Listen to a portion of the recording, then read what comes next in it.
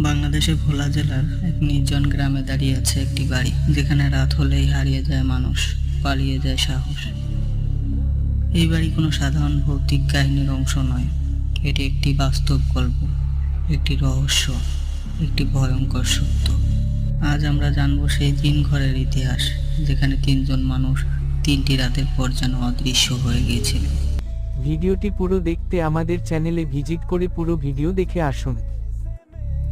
বাংলাদেশের ভোলা জেলার এক নির্জন গ্রামে দাঁড়িয়ে আছে একটি বাড়ি, যেখানে রাত হলেই হারিয়ে যায় মানুষ, পালিয়ে যায় সাহস। এই বাড়ি কোনো সাধারণ ভৌতিক কাহিনীর অংশ নয়, এটি একটি বাস্তব গল্প, একটি রহস্য, একটি ভয়ঙ্কর সত্য। আজ আমরা জানবো সেই তিন ঘরের ইতিহাস, যেখানে তিনজন মানুষ তিনটি রাতের পর যেন অদৃশ্য হয়ে গিয়েছিল। ভিডিওটি পুরো দেখতে আমাদের চ্যানেলে ভিজিট করে পুরো ভিডিও দেখে আসুন।